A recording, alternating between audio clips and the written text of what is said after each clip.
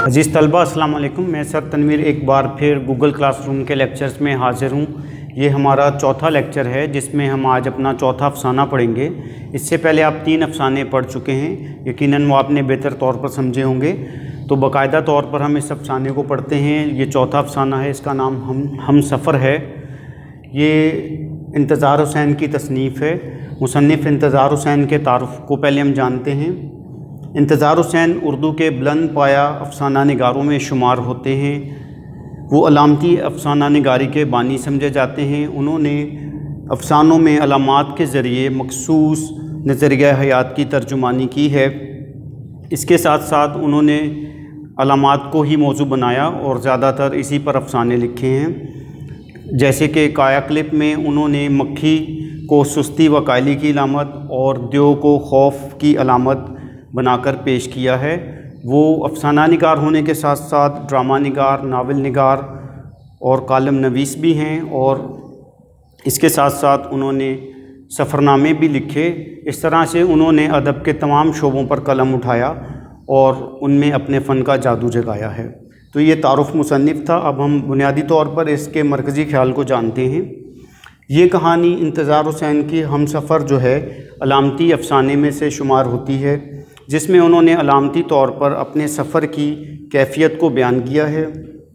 ये अफ़साना उनकी तसनीफ़ जन्म कहानियों से लिया गया है।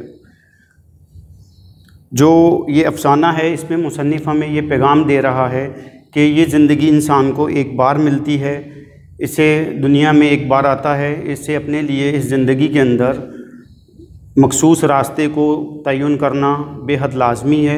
अगर हम अपने रास्ते और समत का तयन नहीं करेंगे तो हम अपनी ज़िंदगी में उस मंजिल को हासिल नहीं कर सकेंगे जिस तक हमें पहुंचना है। उससे हम भटक जाएंगे और दूर चले जाएंगे। तो ये इसका बुनियादी मरकज़ी ख़्याल है इस अफ़साने का। अब हम बाकायदा इसका ख़ुलासा समझते हैं। इस अफ़साने में मुसन्निफ़ ने अलामती तौर पर अपने सफ़र की कैफ़ियत को बयान किया है। वो एक मसाफ़ाती बस्ती में रहता था जहाँ बसें बहुत कम जाती थीं। एक रोज़ वो गलत बस में सवार हो जाता है और उसे इस बात का अंदाज़ा उस वक्त होता है जब बस में एक दुबला पतला लड़का दूसरे मुसाफिर से ये सवाल करता है कि क्या ये बस मॉडल टाउन जाएगी। इस बात में जवाब मिलता देखकर उसे एहसास होता है कि शायद वो किसी गलत बस में सवार हो गया है और सोचता है कि अगले स्टॉप पर उतर जाएगा। लेकिन जैसे ही अगला स्टॉप आता है उसे ख़्याल आता है कि यहाँ पर दूसरी बस का इंतज़ार इसके लिए काफ़ी अज़ियतनाक होगा, क्योंकि इसका इससे पहले तजर्बा रहा था। और जब स्टॉप आता है तो वो ये सोचता है कि यहाँ से दूसरे बस का जो है मिलना दुश्वार है, इसके रूट की बस नहीं मिलेगी। ये सोचकर वो दोबारा इरादा तर्क करके बैठ जाता है। लेकिन ये ख़्याल आते उठ जाता है कि इस तरह से वो अपनी मंजिल से दूर हो जाएगा। लेकिन अब सब बेफजूल था, क्योंकि अब बस चल चुकी थी। तो वो ये इरादा तर्क कर देता है। फिर इससे ख़्याल आता है कि इसके दोस्त खालिद का घर भी शायद मॉडल टाउन में है, यकीनन मॉडल टाउन का रिहायशी है, जिसमें अगर वो वहाँ हुआ तो वहाँ क़याम किया जा सकेगा। और इसी असना में उसे दीगर दोस्त याद आते हैं जो अमेरिका चले गए थे। चलते चलते उन्होंने उसे साथ जाने को कहा, लेकिन उसने उस वक्त ये ऑफ़र मुस्तरद कर दी। अब उसे ख़्याल आता है कि अगर वो चला जाता तो अच्छा था, क्योंकि यहाँ पर तो बस में सफ़र भी बहुत तकलीफ़ का बाइस है। बस में बेहद रश था, खोहे से खोहा चल रहा था। और मुसन्निफ़ को हिजरत का ज़माना याद आता है जब वो एक भरी ट्रेन में पाकिस्तान पहुँचा था। दुबला पतला लड़का बस में जो सवार था मुसलसल घबराया हुआ सा था, क्योंकि हर स्टॉप के आने पर उसे मॉडल टाउन आ जाने का गुमान होने लगता है। और इसके बराबर बैठा हुआ एक दाना शख्स इसकी तस्रीह करता था। बस में एक शख्स जो कि गलीस लिबास में मलबूस था, वो मुसन्निफ़ के कंधे पर सर रख कर सो जाता है। और उसे बड़ी हैरत थी कि इस हंगामे में वो कैसे सो सकता है।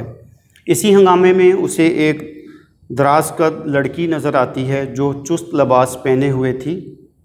स्टॉप आ रहे थे, नए मुसाफिर सवार हो रहे थे और पुराने उतर रहे थे। लेकिन एक बात मुश्तरक थी कि हर आने वाला मुसाफिर और उतरने वाला मुसाफिर थोड़ा सा घबराया हुआ था।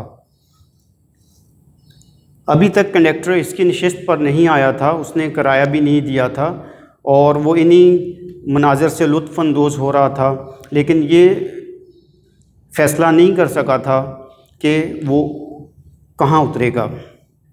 जब कंडक्टर इसकी नशिस्त पर आता है तो पहले वो सोचता है कि किराया ना दे, लेकिन फिर रुपया थमा देता है और ये नहीं बताता कि वो कहाँ से आ रहा है और गलत बस में सवार हो चुका है। आखिर में वो ये सोचता है कि ये बस गलत नहीं, सही और गलत तो मुसाफिर हैं जो अपने लिए सही या गलत समत का तयन करते हैं और रास्ते का इंतखाब करते हैं। ये बस सही समत में जा रही है, वो गलत था।